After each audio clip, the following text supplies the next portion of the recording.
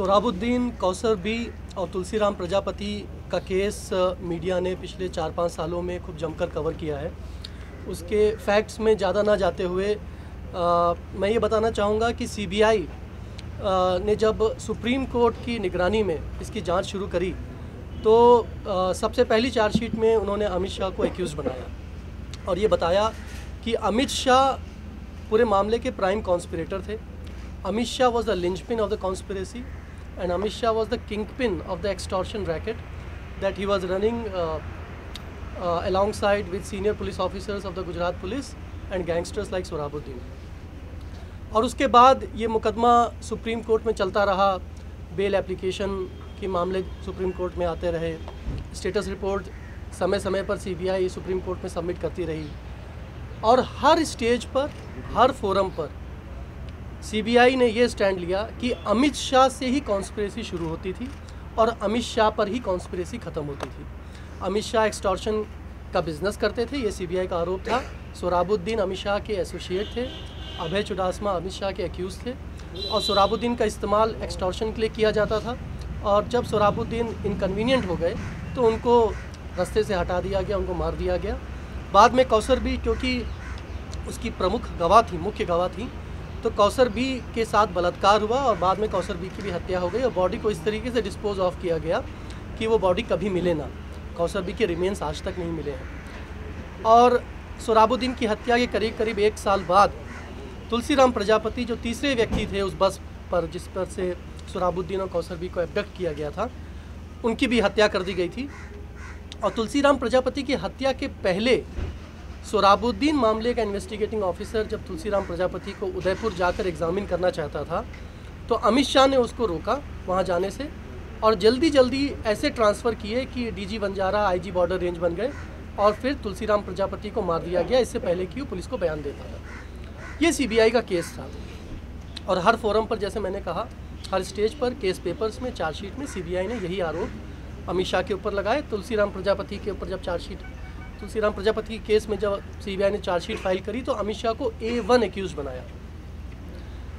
कुछ महीने पहले बीजेपी सरकार आने के बाद अमित शाह जी ने एक लंबी चौड़ी करीब 150 पन्ने की डिस्चार्ज एप्लीकेशन बॉम्बे की अदालत में सबमिट करी। आपको पता था कि सुप्रीम कोर्ट ने ये मुकदमा गुजरात में ना चलाकर बॉम्बे में ट्रांसफ़र कर दिया था क्योंकि ये सुप्रीम कोर्ट का मानना था कि गुजरात में इसका निष्पक्ष तरीके से, इंडिपेंडेंट तरीके से ट्रायल नहीं हो पाएगा। विटनेसेस को डराना, धमकाना, एब्डक्ट करने की ऐसी बहुत सारी घटनाएं इस इन्वेस्टिगेशन के दौरान हुई थी और ये भी सीबीआई ने कहा था कि ये सब भी अमित शाह के कहने पर हो रहा था। विटनेसेस को डराने की तमाम कोशिशें, एविडेंस को डिस्ट्रॉय करने की कोशिश। तो बम्बई की स्पेशल विशेष सीबीआई की अदालत में अमित शाह ने एक डिस्चार्ज एप्लीकेशन फाइल करी। इस महीने, दिसंबर के महीने के पहले हफ्ते और दूसरे हफ्ते में एक battery of lawyers Amit Shah की तरफ से आए और कोर्ट में उन्होंने 3 दिन तक लगातार आर्ग्यूमेंट किया कि अमित शाह के ऊपर कोई मामला नहीं बनता है और इस स्टेज पर ही, यानी कि ट्रायल शुरू होने से पहले ही, यानी कि चार्जेस फ्रेम होने से पहले ही अमित शाह के ऊपर ये मामला खारिज कर दिया जाए और अमित शाह को बिल्कुल बरी कर दिया जाए। उम्मीद एक निष्पक्ष एजेंसी से ये की जाती कि सीबीआई भी उसी तरीके से अपना पक्ष रखेगी। सीबीआई मजबूती से अमित शाह के ऊपर सारे जो सबूत हैं कोर्ट के सामने रखेगी। सीबीआई बड़ी मजबूती से एक मजबूत लॉयर लेकर आएगी, एक स्पेशल पब्लिक प्रोसिक्यूटर लेकर आएगी और अगर अमित शाह के वकीलों ने 3 दिन आर्ग्यू किया है तो सीबीआई अगर 4 दिन नहीं तो कम से कम सीबीआई भी 3 दिन इस मामले को आर्ग्यू करती। सारा बॉडी ऑफ एविडेंस जो उनके पास है वो कोर्ट के सामने रखती, गवाहों की सूची कोर्ट को देती और बताती कि किस तरह के सबूत हैं। और जैसे अभी तक सीबीआई कहती रही है कि अमित शाह से ही कॉन्स्पिरेसी शुरू होती है, अमित शाह पर ही कॉन्स्पिरेसी ख़त्म होती है, अमित शाह किंगपिन है, अमित शाह लिंचपिन है, ये सारी बातें कहती, लेकिन ऐसा बिल्कुल नहीं हुआ। सिर्फ 15 मिनट सीबीआई के एक छोटे से वकील आए, उन्होंने केस को आर्ग्यू किया। उन्होंने सिर्फ मोटी मोटी एक बात ये रखी कि देखिए ये मामले की अभी मामला शुरू भी नहीं हुआ है कोर्ट में, विटनेसेस की सत्यता, एविडेंस की सत्यता की जांच ट्रायल के दौरान ही हो सकती है, ये वो स्टेज नहीं है, तो इसलिए अमित शाह के ऊपर मुकदमा चलाया जाए।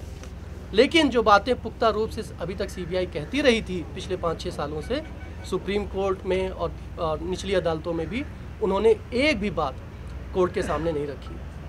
15 मिनट आर्ग्यू किया, स्पेशल पब्लिक प्रोसिक्यूटर आज तक अपॉइंट नहीं हुआ। अमित शाह का जो रोल था तीनों मर्डर केसेस में वो नहीं रखा गया। अमित शाह का जो रोल था एक्सटॉर्शन रैकेट में वो नहीं रखा गया। ये नहीं बताया गया कि अमित शाह प्राइम एक्यूज्ड हैं। अमित शाह को ऐसे पेश किया गया कि जैसे बाकी बहुत सारे हवलदार भी इस मामले में एक्यूज्ड हैं, छोटे मोटे पुलिस अधिकारी भी एक्यूज्ड हैं, बड़े अधिकारी भी एक्यूज हैं, उसी तरीके से अमित शाह को भी एक एक्यूज बनाया गया। तो आज सवाल हम ये उठाना चाहते हैं कि इससे ये साफ हो जाता है कि अगर भारत की जनता ने ये उम्मीद करी थी कि कांग्रेस के जाने के बाद और सरकार बदलने के बाद सीबीआई निष्पक्ष हो जाएगी, सीबीआई के कामकाज में पॉलिटिकल मेडलिंग बंद हो जाएगी और सीबीआई आम आदमी को न्याय दिलाने में अब निष्पक्ष तरीके से काम करेगी, तो वैसा बिल्कुल नहीं हो रहा है। जैसा पहले होता था वैसे आज भी इस केस में सामने आया है कि सीबीआई को कठपुतली की तरह इस्तेमाल किया जा रहा है। सत्ताधारी दल अपने नेताओं को बचाने के लिए सीबीआई का मिसयूज़ कर रहे हैं। तो बड़ा ही गंभीर मामला है। सीबीआई का जो यूटर्न है, सीबीआई ने जो लिम्प तरीके से, एक बहुत ही कमज़ोर तरीके से अपना केस रखा, बल्कि रखा ही नहीं, ये एक बहुत गंभीर प्रश्न उठाता है कि किस तरीके की कॉन्स्पिरेसी चल रही है, किस तरह का षड्यंत्र चल रहा है अमित शाह को बरी करने के लिए। और दूसरा क्योंकि ये नए सीबीआई डायरेक्टर के आने के बाद भी यही हुआ और रणजीत सिन्हा जब थे पिछले 6-7 महीने तब भी ऐसा ही कुछ हो रहा था सीबीआई की कोर्ट में। तो प्रश्न हम ये भी उठाना चाहते हैं कि क्यों तमाम गंभीर आरोपों के बावजूद, बहुत गंभीर एविडेंस के बावजूद, रणजीत सिन्हा के ऊपर जो आरोप लगे थे उसके बावजूद भी इस सरकार ने रणजीत सिन्हा को सीबीआई डायरेक्टर बनाए रखा। Specifically, you could say what are the allegations that you're putting against CBI currently? Specifically, the specific allegation is that the CBI has presented an extremely weak and wishy-washy case against Amit Shah before the court, and most of the CBI arguments were designed to give Amit Shah an escape route in the Sohrabuddin case. and on what basis are you saying that?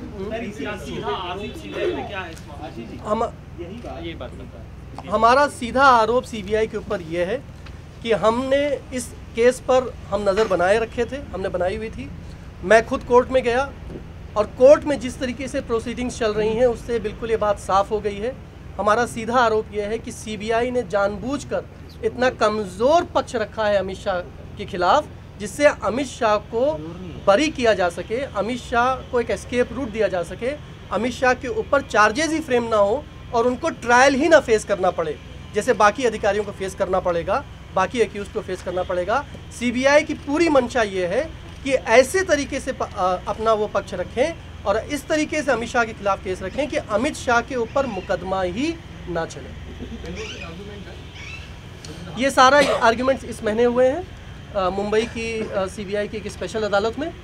पहले और दूसरे हफ्ते में अमित शाह के एक बहुत लंबी चौड़ी टीम आई वकीलों की, जिसमें तमाम वरिष्ठ वकील भी थे।